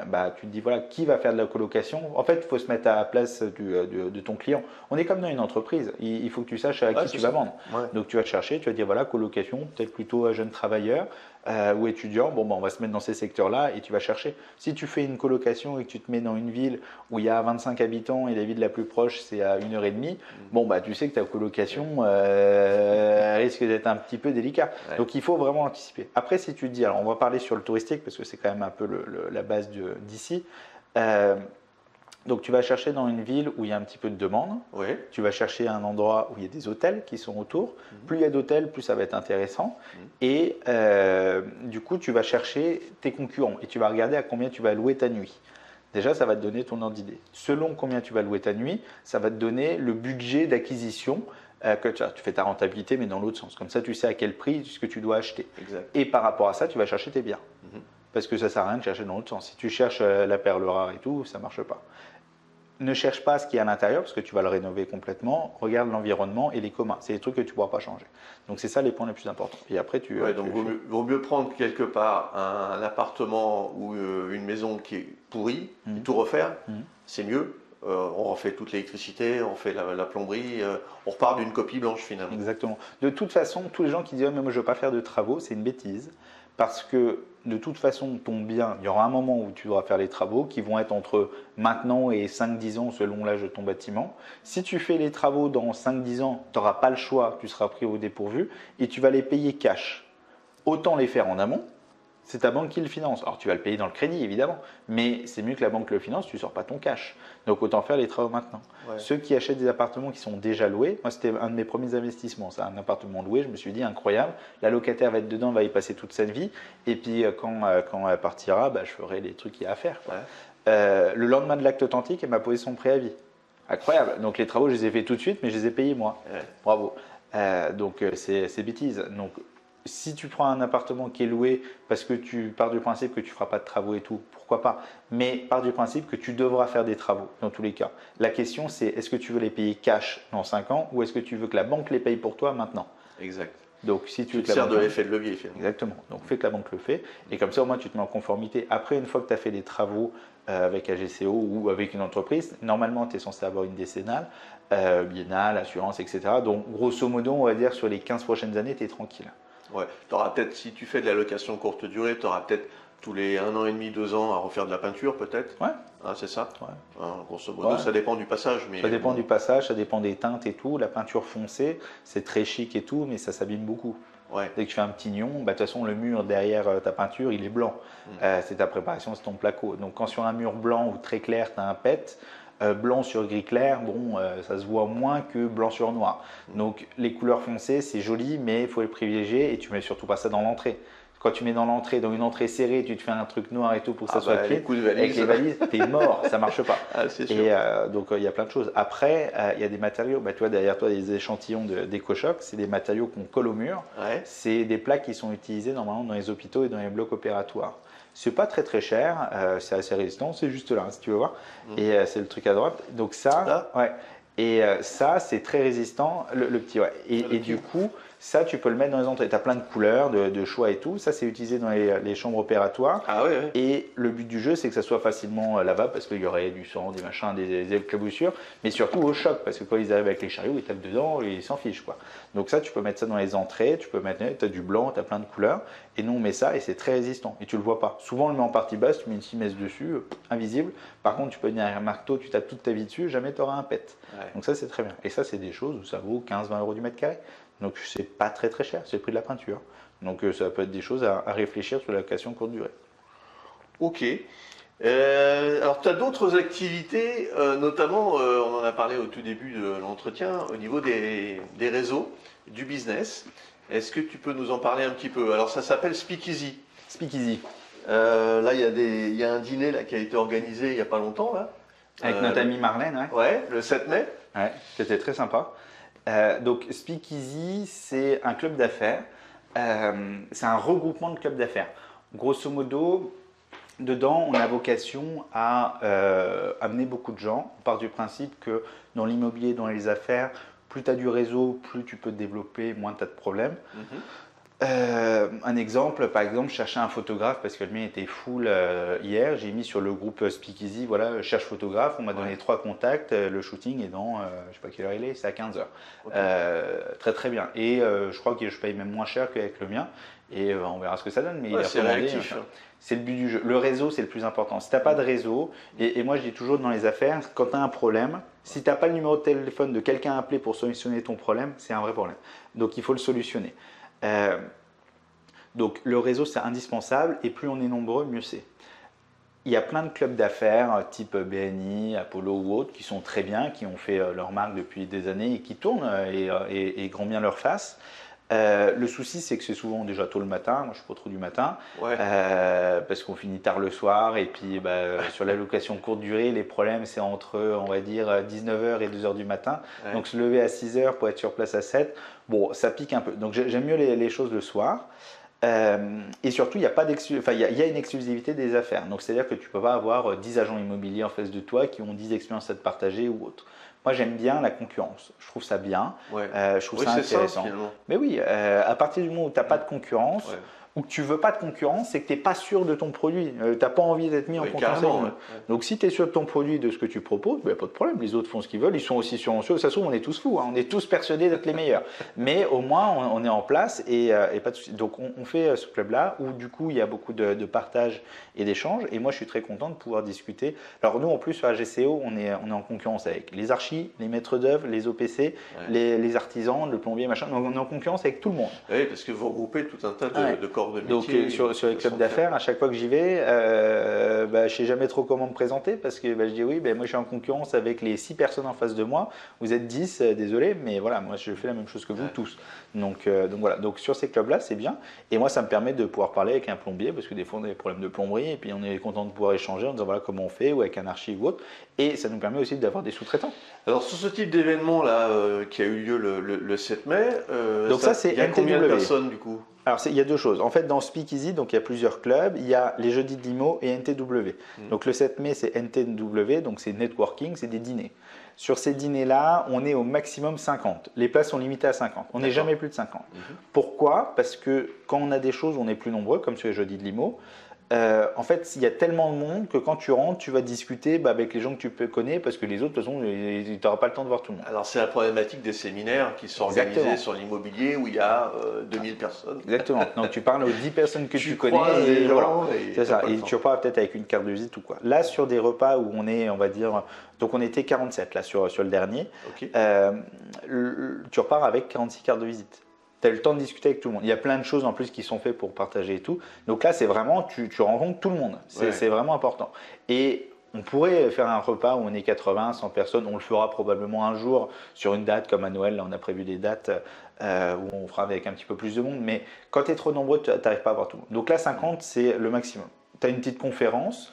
Et tu vas avoir des membres qui vont arriver là à partir de septembre, qui vont venir pitcher aussi un petit peu sur l'activité et qui vont nous donner du savoir. Par exemple, je pense à une comptable qui nous a expliqué les nouveaux réglementations sur les factures électroniques qui vont arriver, qui vont être aussi sur la LCD. Ça, c'était sur les jeudis de limo? Non, ça c'était sur NTW. Donc où il nous explique les nouveaux fonctionnements et comment ça va marcher parce que en fait aujourd'hui personne n'arrive trop à comprendre et c'est demain et en fin de compte l'État quand on leur demande c'était en place il y a 2 ans puis en fin de compte ça n'a pas réussi donc on fait maintenant il y a des plateformes qui sont ouvertes donc il faut aller voir. Tu vois les plateformes il y en a 5 mais en fait sur Google tu en as 50, tu en as du coup la moitié où c'est des arnaques. T'es perdu quoi. Alors, tu sais pas et puis en plus il faut rentrer ton compte bancaire directement dessus pour c'est un bazar, donc c'est intéressant d'avoir du savoir et des gens qui partagent leur expertise et des gens de confiance. Donc les dîners, c'est ça. On rencontre beaucoup de gens, on rencontre vraiment beaucoup de gens. On a de l'expertise avec des gens, en plus on mange bien, c'est des lieux qui sont assez sympas. Le lieu est tenu secret jusqu'à la veille ou l'avant-veille pour donner un petit peu d'illusion, donc on est toujours dans l'ouest de Paris. D'accord. Donc voilà, dedans on va dire il y a 80% d'immobilier et 20% d'entrepreneurs, en sachant que dans les 80%, tu en as les 3/4, ils sont entrepreneurs et ils font aussi un peu de l'immobilier. Oui, à partir du moment où tu entreprends, tu as un peu de cash et du coup tu l'investis forcément. Alors le grand débat c'est est-ce que quelqu'un qui est dans l'immobilier est entrepreneur? Moi, je pense que oui. Moi aussi. Ouais, voilà. Oui, c'est une véritable entreprise. C'est une mentalité et c'est intéressant parce que les entrepreneurs ont une mentalité qui est un peu différente par rapport à un salarié, par exemple. L'entrepreneur, il a des problèmes toute la journée, il apprend à les gérer. Un problème, soit il solutionne, soit c'est une nouvelle façon de voir les choses. Quand tu parles avec des gens qui sont comme ça te donne un mindset qui est énorme. Parce que toi, tu viens avec tes problèmes et tu parles avec des gens qui sont beaucoup plus grands que toi et puis ils te disent mais ton problème en fait c'est rien, fais ça. Tu dis ah ouais d'accord. Et des fois tu sais en plus la solution, mais le fait que quelqu'un te le dise en disant voilà fais comme ça, tiens si tu ne sais pas prendre mon numéro, tu me diras si tu en sens. En fait ça te donne une force et ça te fait gagner des années. On est là pour gagner du temps et en fait tu gagnes des années de problèmes, de choses que tu vas pas te prendre. Et notre cerveau, il a cette plasticité à répondre à des questions finalement. Donc à partir du moment où on se pose les bonnes questions, on arrive à avancer. Ah, complètement. Donc ça, c'est les dîners NTW. Donc le prochain, c'est au mois de mai, fin juin. C'est le dernier de l'année, année scolaire 2025. Après, en septembre, il y a plein de choses qui sont ouvertes. Les plannings sont faits, mais ils ne sont pas encore distribués. Donc il y a des places qui sont à prendre. Et grosso modo, la place, c'est à peu près 95 €. Effectivement, c'est donné. C'est un budget quand même, mais dedans, donc tu as l'apéritif, le repas, machin, tout est compris dedans. Et surtout, tu as les réseaux. Donc on commence à 19 h et on finit à 2 h du matin, grosso modo. Ah oui, quand même. Ouais. Et les gens restent assez tard, étonnamment. Il y a des gens qui partent à 23 h, minuit, mais là, le dernier, à 2 h du matin, on était encore peu moins, mais on était beaucoup. Okay. Donc ça, c'est NTW. Après, on a les jeudis de limo. Jeudi de limo, c'est un peu différent. Donc là, c'est vraiment IMO. On va dire que 95% des gens sont là sur de l'IMO. Donc, tu as aussi bien de l'investisseur qui est grand ou petit. tu as pas mal de grands quand même. Tu as des personnes qui n'ont jamais fait d'IMO mais qui veulent se lancer et qui ont besoin de se dire bah vas-y, fonce, on y va. Finalement, c'est les gens qui ont envie de faire des choses, quoi. Ouais, c'est des gens qui veulent faire des choses. C'est exactement ça. Et tu as aussi beaucoup de conciergerie. Alors, il y en a beaucoup de moyens, il y en a qui sont plutôt pas mal, on va en parler de toi après aussi. Là, pour le coup, l'entrée est beaucoup moins chère. Tu as des boissons ou autres, on mange pas, on est juste là pour boire, et à 23h, tout le monde est parti. Tu as une conférence d'un intervenant qui vient sur plein de domaines. Donc, on a eu de la comptabilité, on a eu une personne qui a parlé sur. Enfin, il y a plein de sujets différents, mais qui sont quand même très liés à l'immobilier. Et là, pour le coup, on est au minimum 80. Donc, c'est très bien, mais disons que tu n'as pas le temps de parler avec tout le monde. Tu parleras principalement avec les gens que tu connais. Tout le monde est très gentil. Hein. Si tu vas dans un autre groupe ou quoi, moi je fais toujours ça parce que j'aime bien discuter. Tu vas dans des groupes où tu connais personne, ils sont tous très contents de discuter avec toi, aucun souci. Mais c'est un petit peu différent. Donc là, pour le coup, c'est vraiment se retrouver, discuter des projets. Et c'est rigolo parce que donc il y a une récurrence mensuelle sur les deux. Et tu retrouves les gens qui étaient, toi j'en ai vu un, il était sur un projet d'achat d'immeuble, le mois d'après, du coup on a fait une offre, en fin de compte la vente est cassée, on reprend, machin, enfin tu vois, c'est intéressant et tu donnes les conseils et puis ils viennent te voir, et qu'est-ce que t'en penses du permis et tout. Bon, ça permet d'avancer et de voir. Donc c'est deux choses différentes, donc il y a les jeudis de l'IMO et NTW qui sont dans le groupement Speakeasy et il y en a un prochain qui est en train d'ouvrir, qui va arriver en septembre. Qui va être du coup plutôt le matin, mais vu qu'on est des lève tôt, rendez-vous à 10h. 9h, pardon, 9h midi, sur un format brunch. Et il y a des choses qui vont être assez intéressantes dedans. J'en parle pas là aujourd'hui, mais ça va être annoncé sur les réseaux dessus. Et l'optique, il est de se développer sur toute la France? Oui. Oui. Ok. En fait, on va scaler le business. On va essayer de le faire monter un peu comme une franchise. Parce que, pas pour un but spécialement lucratif, même si on ne perd pas d'argent, mais le but du jeu, c'est de le développer sans devenir riche avec ça, mais surtout d'avoir le plus grand réseau et surtout de personnes bien. Parce que dans les affaires, il y a quand même beaucoup de personnes qui ne sont pas très bienveillants. Et ça, c'est un des critères qu'on a chez nous. C'est-à-dire que pour devenir membre ou autre, il faut faire des choses, il faut avoir du moins la volonté de faire des choses. On n'a pas besoin d'être milliardaire pour entrer chez nous. Il y a des personnes qui n'ont pas un succès monétaire énorme, mais qui font beaucoup de choses et qui sont très très bien. Et surtout, il faut être bienveillant et être OK sur le partage. Mais qui peuvent se développer à travers le réseau. Ah oui, complètement. Mais en fait, ce qui est drôle, c'est que tu as des personnes, moi ça me paraît toujours un peu étonnant, mais après, chacun a son choix de vie, ils n'ont pas la vocation de devenir millionnaires. Ils sont très bien sur leur fonctionnement, ils ont un appartement ou deux, ça tourne, ils ont leur petite activité, ils font un chiffre d'affaires qui n'est pas incroyable, mais une marge qui est correcte, ça leur paye leur train de vie et tout, et ça leur va. Ok. C'est ok, hein, pas de problème, mais voilà, tout le monde n'a pas cette même vision que là, et il y a quand même beaucoup de personnes qui sont dans la vision de en fait, on a envie de conquérir le monde, quoi. On veut tout faire, on veut tout manger, on va prendre le plus possible. Et du coup, nous, on va le développer un peu en franchise et on ouvre une des premières franchises. Donc sur Paris, on va essayer, on fait nos essais. On a un avocat qui est spécialisé en franchise qui est dedans, qui nous accompagne un petit peu pour nous donner des tips. Alors nous, on fait ça de façon très amateur parce qu'on est des gens qui faisons. Donc on essaie, on va voir qu'il y a des trucs qui ne marchent pas. C'est pas grave, on va faire. Le plus important, c'est d'être en mouvement tout le temps. Donc on fait et il va y avoir un deuxième NTW qui va ouvrir dans l'est de Paris. À partir de la rentrée, et puis après, à partir du moment où celui-là fonctionne, on a fait d'autres trucs, on va dupliquer à droite à gauche, quoi. Donc plus on sera nombreux, mieux ça sera. Super. Voilà. Dis-moi, à quoi ça ressemble tes journées, Alexis? Parce que on voit que tu as des activités un peu partout. Comment tu t'organises? À quoi ça ressemble? Une journée type, par exemple, c'est quoi? Une journée type? Alors, on a compris que tu te levais pas très tôt. Non, déjà, la priorité pour moi, c'est ce qui m'amène le plus de chiffre d'affaires, c'est AGCO, c'est là où je passe le plus de temps. Donc le matin, je ne me lève pas très tôt, on va dire que je commence à traiter mes mails vers 7h30 grosso modo, et j'arrive au bureau à 9h. Ça, c'est mon timing. Donc il y a la gestion de tous les nouveaux clients, moi je m'occupe de la partie biz, donc tous les nouveaux prospects ou autres, donc ça me prend énormément de temps. Toute la partie chiffrage, après on fait un point avec les commerciaux, les maîtres d'œuvre quand ils ont besoin d'informations, les dessinateurs, les rendez-vous clients, les interviews, et la partie speakeasy me prend aussi pas mal de temps, donc selon la journée, après on organise les rendez-vous. J'ai pas de journée vraiment type, c'est toujours éclaté, complet. Des fois on mange le midi, des fois on mange pas. Mais on fonctionne vraiment, enfin en tout cas je fonctionne vraiment comme un entrepreneur. C'est-à-dire que je suis une base salariée où on doit être plan tout le temps plutôt vers la hausse. Moi je vais avoir des journées où on va travailler 18-20 heures, des fois on ne dort pas, tant pis. Et des fois pendant 2 jours, bon j'en ai marre, je vais en Bretagne et puis en fin de compte je gère par téléphone et ça me va bien aussi. Donc c'est vraiment en dents de scie. À mon avis c'est pour moi la meilleure des solutions. Il faut travailler de façon énorme à 300% et être sur tous les plans. Jamais dire non sur le travail et bosser, tout simplement. Ouais. Jamais se retrouver sans solution. Il n'y a rien de pire que quelqu'un qui t'appelle en disant voilà, j'ai tel problème. D'accord.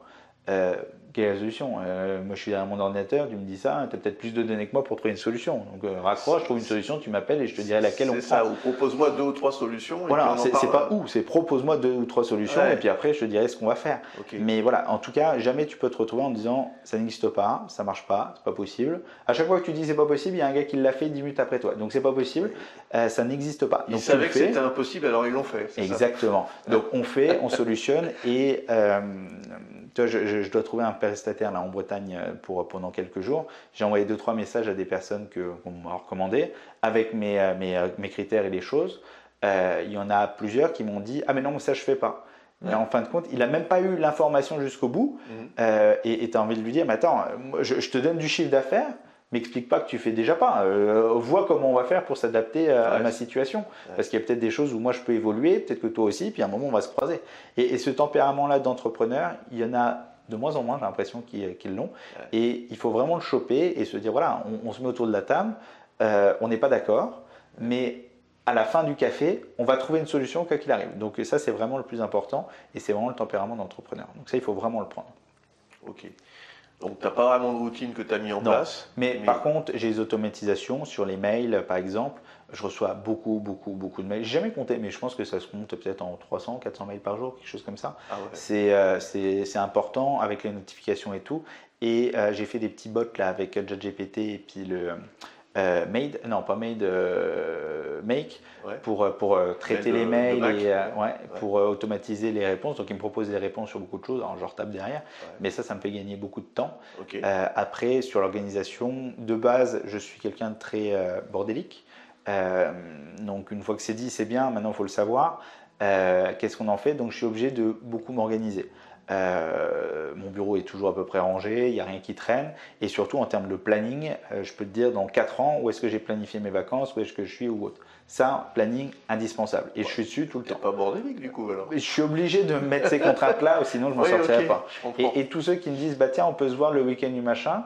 Et qui disent ah bah oui on peut, ça m'épate parce que moi si j'ai pas mon planning avec mon téléphone, donc c'est avec un agenda de Apple, c'est très bien, je vais pas répondre, je sais pas, il faut que je regarde le truc et puis je vais te dire si oui ou non, mais sans ça c'est pas possible. Donc ça il faut se contraindre là-dessus. L'avantage c'est que tu l'as sur ton smartphone. Ouais c'est ça. Donc, et si tu me dis rendez-vous en mars 2027 à 14h à tel endroit, moi c'est noté, je serai là, hein. Pas besoin de se rappeler, c'est noté, c'est ok. Donc ça c'est hyper important. Essayez d'être le soir le plus possible. En ce moment il y a beaucoup de boulot donc c'est compliqué. En inbox out, c'est-à-dire plus aucune notification, que ce soit en message LinkedIn, mail, rappel, etc. Ça c'est un rêve. J'aimerais beaucoup, tu sais, le soir à 23h, tu rentres chez toi, tu dis tiens c'est bon je suis traité, je suis à zéro. Tu rentres et en fait tu as des gens qui t'ont envoyé. J'arrive à débrancher. C'est ça. Et tu vas te coucher vers 1h, 2h du matin, tu dis ah, putain encore 12 mails. Bon allez je me les traite vite fait, on est parti. Donc je suis pas trop du matin mais je me couche assez tard et ça me pose pas de souci de des fois mettre sur un plan ou quelque chose, finir à 4h, 5h du matin, aucun problème. Et le lendemain après on est parti, mais il y a un délai, on se tient et on ne peut pas être dans le cas de se dire bon bah j'avais un plan, je ne sais pas combien de temps ça va prendre, je ne sais pas machin, c'est pas possible. On se donne une date, on y va, on fonce et on fera. Et quoi qu'il arrive, on doit se tenir. Déjà si tu n'as pas de cap au début, ça ne marche pas. Il faut que tu saches où est-ce que tu vas, sinon c'est pas possible. Donc vraiment cette routine-là, donc l'ordinateur, le mail, donc moi je suis très Apple puisque c'est connecté, mais sans ça je suis perdu. Si demain mon ordinateur ne marche plus et mon téléphone non plus ou tombe en panne, je l'ai perdu, la seule chose que je fais c'est que je vais en racheter un tout de suite parce que de toute façon je ne peux rien faire d'autre et je suis complètement perdu. Donc ça c'est hyper important. Et après, c'est de s'organiser et traiter. Quand tu passes dans des bureaux où tu vois des bureaux, c'est bordel, il y a des feuilles partout, des machins et tout. Je comprends pas. Ou ceux qui ont des piles de papier avec des corbeilles et tout. Puis ils sont là. Voilà. Et tu dis, attends, est-ce que tu sais ce qui est sous ta pile de papier? Non, tu ne sais rien. Le papier, pour moi, ça n'a aucune importance. Hein. Ouais. Il faut arrêter d'imprimer des trucs. Moi, et ce tout. que je dis souvent, c'est qu'il faut vider son cerveau. Ouais. Parce que sinon, ça prend trop de place pour pouvoir réfléchir et surtout, établir des stratégies. Ton cerveau, il a des capacités, et maintenant avec l'IA, les ordinateurs, il y a des choses où on est en divergence. Par exemple, je prends un exemple bateau, se rappeler d'un numéro de téléphone. Très bien, tu peux les appeler, ton répertoire, il fait 100 fois mieux que toi. Arrête de faire ça. Ouais. Répondre à des mails trop compliqués avec beaucoup de choses. ChatGPT, il le fait mieux que toi. Tu lui donnes tous les aboutissants et tout, il va te faire des propositions. Gagne du temps. Tu vas passer une demi-heure à écrire un truc, lui, il va te le faire en 10 secondes, tu relis, tu dis OK, voilà. Et ça, c'est l'ancienne école. C'est vrai que, alors moi, je vais te faire rigoler, parce que c'est vrai que je pourrais être ton papa, mais il y a une époque, à l'école, on apprenait tous les départements par cœur, avec les chefs-lieux. Alors, ça peut servir quand tu croises quelqu'un. Ouais, ou voir les plaques sur les voitures, voilà, savoir d'où il vient. savoir d'où il vient.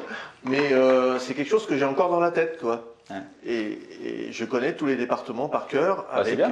avec les chefs-lieux. Combien ça de ne fois sert pas à grand-chose, du coup. Combien de fois ça t'a sorti de galère de savoir ça? Pas souvent. Donc, mais je trouve que c'est l'ancienne école. Maintenant, comme tu dis, il faut agir avec le progrès et puis avec l'IA. Et l'IA est en train de se développer beaucoup plus qu'Internet. Ouais. C'est ça qui est fou. C'est qu'il y a une accélération. D'ailleurs, on peut en dire deux mots. Tu utilises l'IA tous les jours? ChatGPT, pour moi, c'est indispensable. Si demain, ça n'existait plus, je ne sais pas comment on ferait, mais ça serait un vrai sujet quand même. Hein. Oui. Donc, c'est pas mal. Alors, on paye les abonnements. Alors maintenant, c'est plus cher en plus. C'était à $24. Maintenant, c'est passé à $200 et tout. Bon, ça commence Sur à la faire cher. version 4.0. Bon, mais enfin, Ouais, celle, avant, en tout il y avait cas, la moi, il y a un version moment. gratuite à 3.5. Mais je lui fais des requêtes, je ne sais pas combien de fois par jour, mais j'ai l'icône sur le doc là où c'est dedans. Après, un des points qu'on n'a pas parlé qui est indispensable sur l'organisation, c'est les to-do list. Ça paraît ridicule, c'est indispensable. Moi, j'ai un truc, c'est avec Number, je me suis fait une trame dedans où j'écris tous mes trucs à faire de la journée. Surtout quand j'ai beaucoup de choses à faire ou que c'est un peu le bazar et tout, je mets et je bloque sur des tâches plus de 10 minutes, moins de 10 minutes. J'ai un chronomètre sur mon bureau, j'ai les tâches de 10 minutes et en fait tu fais du volume.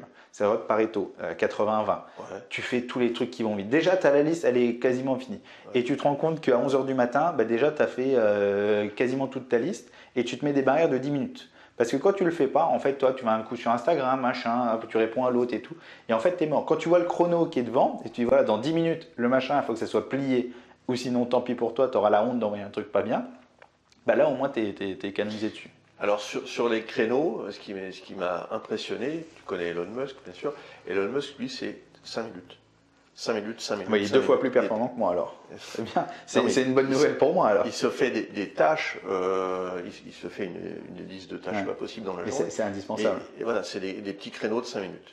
Mais ça, il faut le faire. Et il faut prendre le temps de le faire. Alors, idéalement, je pense, tous les soirs avant de partir, il faudrait la faire. Pour que le lendemain matin, elle soit faite. Oui. Et tu notes les trucs. Bon, ça, c'est une récurrence. Oui, parce que c'est encore frais dans ton esprit. Quoi, ça, c'est une récurrence et une analyse d'esprit que j'ai peut-être pas. Mais j'aimerais bien peut-être un jour le faire pour ça. Alors moi, ce que je privilégie, alors je fais des to-do list aussi, mais plutôt que la to-do list, c'est la stop list. C'est-à-dire qu'en fait, c'est toutes les tâches que tu veux plus faire et que tu vas déléguer ou que tu vas abandonner ou supprimer. Et du coup, là, tu vas être encore plus performant sur les tâches qui sont vraiment intéressantes pour toi, où tu as de la plus-value forcément et où tu apportes de la valeur finalement. Et là, tu vas être focus véritablement sur ton job, quoi, sur ton activité. Donc, est-ce que tu as un petit peu de temps libre pour tes proches ou tes passions? Ouais. Alors ça, il faut le planifier aussi. C'est des choses que je ne faisais pas avant. Et trop de travail, c'est bien. Pendant un temps, je ne prenais pas de vacances. Les 5 premières années, pas de vacances, pas de week-end. Et tout le temps. Quel âge tu as, Alexis? J'ai 30 ans. Moi. J'ai commencé à 20 ans, donc ça fait une petite dizaine d'années. Et en fait, c'est bien parce que du coup, tu avances plus vite. Parce que dans l'entrepreneuriat, en réalité, tout le monde peut y arriver, c'est pas compliqué. C'est juste qu'il faut que tu travailles plus que les autres.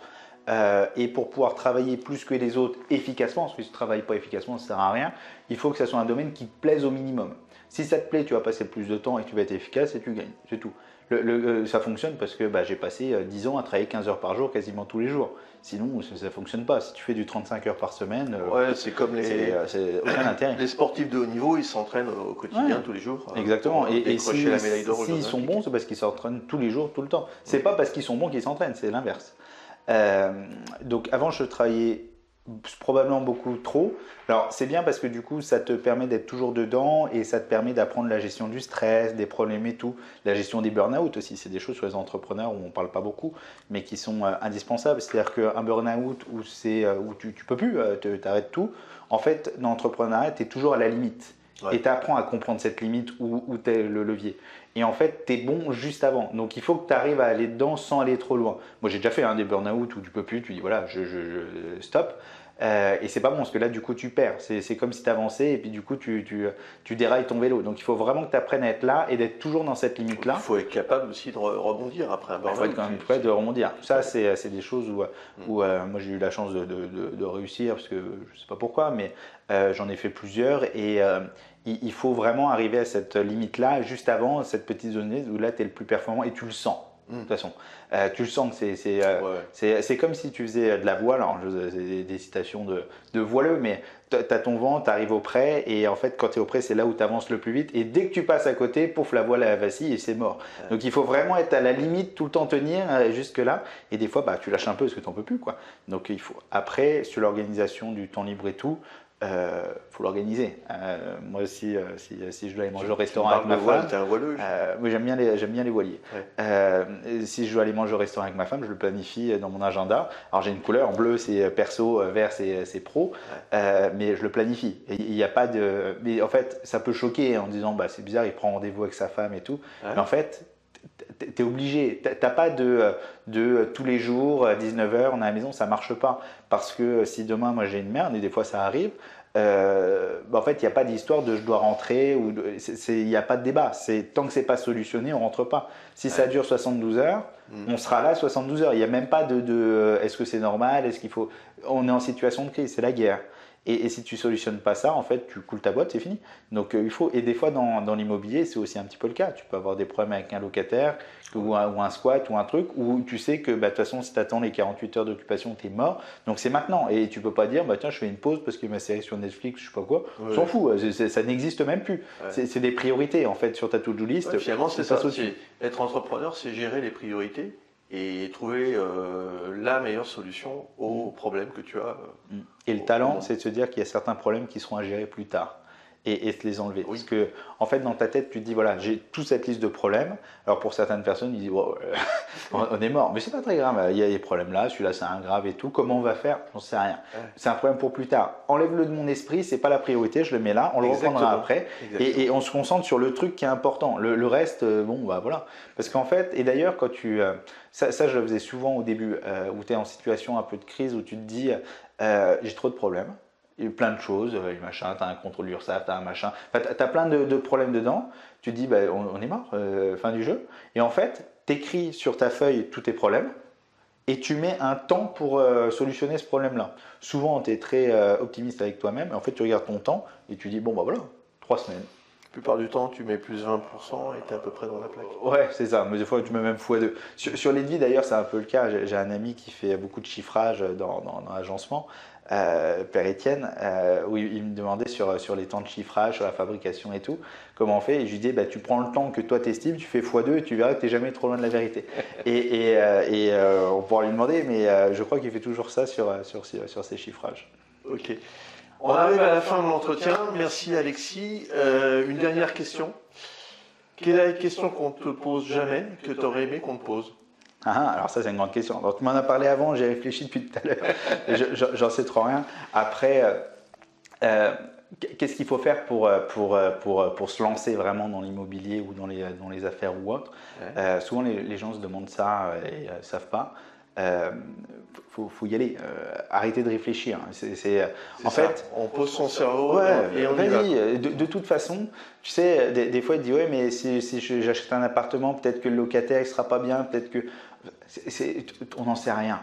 Fais-le, tu verras. Si c'est un problème, tu auras l'intelligence de le solutionner. Si c'est un problème qui ne se solutionne pas, bon, bah, c'est que c'est pas un problème, c'est tout. C'est juste, c'est différent, quoi. Donc, tu changeras ta façon de voir les choses. Peut-être que tu avais prévu de faire de la location courte durée, puis en fin de compte, bah, tu peux pas parce que tu as un squat en face. Bon, bah, soit tu pleures, soit tu dis, bon, bah voilà, on fait autre chose, c'est tout. On va le mettre en location classique et puis basta.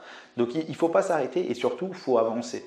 Et souvent, alors je ne dis pas les jeunes parce que ça fait bizarre, mais trop de réflexion. On y va, c'est pas grave. Que ça marche pas, on s'en fout. On fait. De toute façon, la probabilité que ce que tu voulais faire, tu y arrives du premier coup, elle est tellement infime que de toute façon, ça ne sert à rien. Avance et puis tu verras au fur et à mesure qu'en fait le chemin était peut-être à droite. Et si tu le fais pas, tu vas avoir le regret de te dire bon bah c'est dommage, j'aurais peut-être dû y aller quoi. J'ai des amis, ça fait 10 ans où quand j'ai commencé, où je leur ai dit achète. Acheter. Alors, on a eu le cas des taux qui sont montés très haut, après machin, ah bah ça va un peu mieux machin. Ouais. On réfléchit. Alors je sais pas ce qu'on réfléchit. Ça se renégocie de toute façon. Oui, et de toute façon, même s'il est plus cher, ça fait quoi c'est pas grave. Ouais. On le fait, vas-y, c'est très bien. Il a acheté à 3%, l'autre à 2%, machin. Ok. C'est quoi ton patrimoine à la fin? C'est ça qui va être important. On s'en fout de ton taux. Et avance. Ok, super. Bah écoute, merci pour tous les conseils que tu as pu donner pour nos amis. Et pour le coup, c'était une interview très riche. Merci Alexis. Bah, merci à toi. À table maintenant. À table maintenant. Et puis on va boire un petit coup. Et puis voilà. Au plaisir sur tout ce que tu fais. Très très bien. Eh bien écoute, merci. En tout cas, ça va donner beaucoup d'infos et beaucoup de pistes à nos amis. Et pour le coup, on se retrouve sur les événements. Avec plaisir. J'ai dit Limo très prochainement. Jeudi là, d'ailleurs, jeudi de Limo là. Jeudi qui vient. Et si tu vois communiquer, il y a un groupe WhatsApp où les personnes qui ont envie de faire les choses. Alors, je redonnerai effectivement toutes les informations où on peut te retrouver. Donc, la GCO pour les travaux, Speakeasy pour tout le groupe WhatsApp de Speakeasy, très bien. Comme ça, les gens peuvent aller dedans. Et même ceux qui veulent se lancer, qui ont un petit peu peur et tout, sur les groupes. Vous verrez, il y a un groupe qui s'appelle Échange et Entraide. Oui. Il y a souvent des personnes qui disent voilà, je suis en train d'acheter ce truc-là, qu'est-ce que vous en pensez? Et vous pouvez avoir des retours intéressants. Alors, tous ceux qui vont dire, parce que j'ai eu des retours comme ça, oui, mais si je mets une annonce, les gens vont me piquer mon annonce. Ça, c'est très mal connaître les entrepreneurs. Alors, en réalité, tout le monde s'en fiche. C'est comme ceux qui ont des idées de business et qui ne veulent pas en parler par peur de se les faire piquer. Oui.